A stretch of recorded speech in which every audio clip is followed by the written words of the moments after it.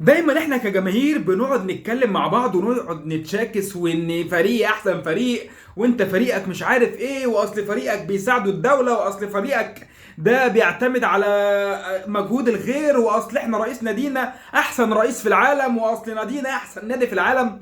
وكل الكلام ده مقبول عادي، بنقعد نتكلم مع معارفنا واصحابنا والدنيا تبقى لذيذة. ولكن في حاجات ما فيهاش ان انت تدخل انتمائك فيها. يعني مثلا تشوف واحد عمال يسب في الناس وعمال يشتم في الناس، وكمان بيأذي المنظومة اللي انت بتنتمي ليها، فتلاقيك انت بتروح تنتمي ليه وبتروح تقول له اسد والله ده انت جامد احنا معاك، رغم ان انت عارف ان هو اساسا شخص سلبي.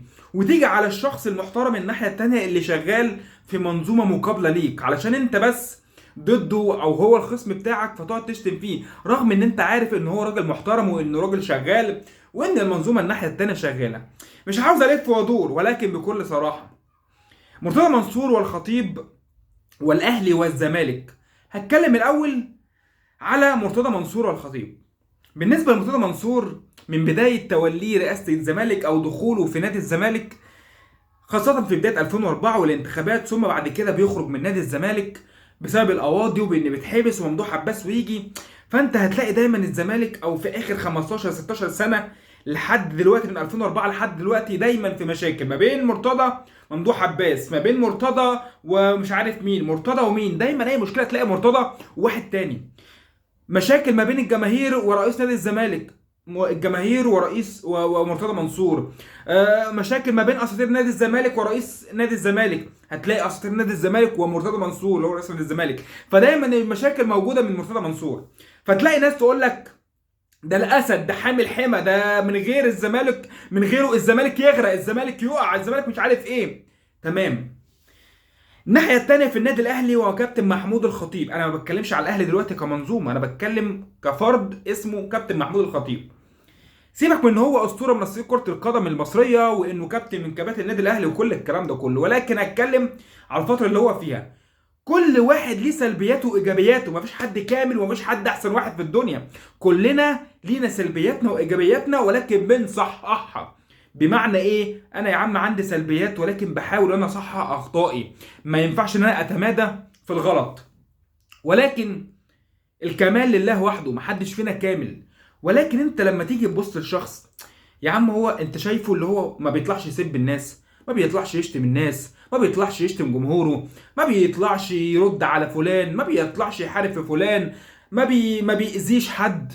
فده شخص في حاله، كل اللي هو عاوزه ان هو يعيش في سلام وانه يشتغل في منظومة اللي هو رئيسها المفروض كابتن زي كابتن محمود الخطيب. فلاقيك انت عمال تشتمه بتكمل مع الراجل التاني دوت.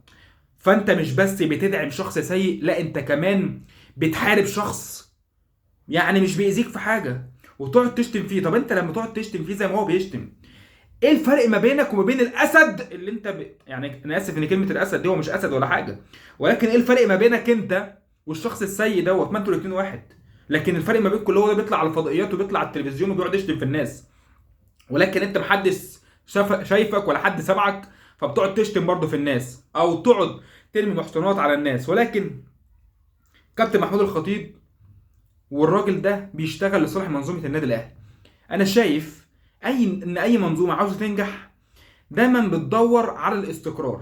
نيجي نتكلم على الاهلي والزمالك بقى، دايما بتدور على ايه؟ على الاستقرار. بمعنى ايه الاستقرار؟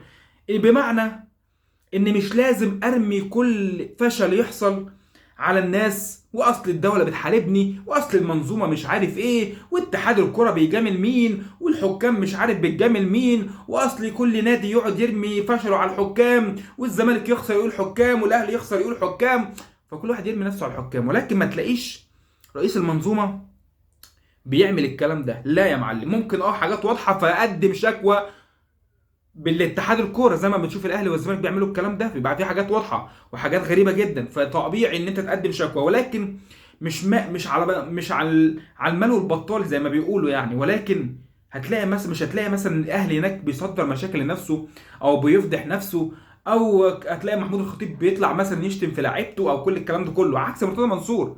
اللي طلع فضح فتوح وعبد الله جمعه وبيشتمهم وكل الكلام ده كله، وسماسره ورئيس نادي وفاق الصيفي يفضح ومرتضى منصور وامير بسبب السمسره في صفقه القندوسي اللي كانت هتحصل، فالاهلي بياخد القندوسي، مروان عطيه كمان بيدي محمود علاء ببلاش الاتحاد عشان ياخد مروان عطيه، فمروان يجي الاهلي.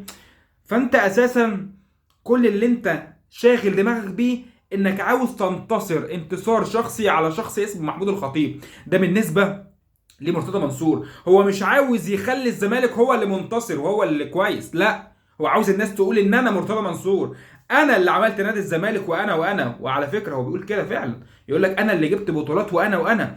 هو دايما يقول لك هو عاوز يعرف الناس ان هو اللي عمل نادي الزمالك، لكن مفيش حاجه اسمها كده. نادي الزمالك اللي بيعملك وبيعمل كل الناس، عكس بقى الناحيه الثانيه في النادي الاهلي. مش هتلاقي صالح سليم يطلع يقول لك انا اللي عملت الاهلي الله يرحمه، مش هتلاقي حسن حمدي يقول لك انا عملت الاهلي وجبت الجيل الذهبي وجبت صفقات وجبت بطولات، مش هتلاقي محمود طاهر يقول لك انا اللي جبت ايفونا ولا اللي جبت وانا اللي عملت، مش هتلاقي محمود الخطيب يطلع يقول لك انا اللي جبت وانا اللي عملت وانا اللي بساهم وانا اللي منظومه وانا الاهلي وانا. ولكن بيقولوا ايه؟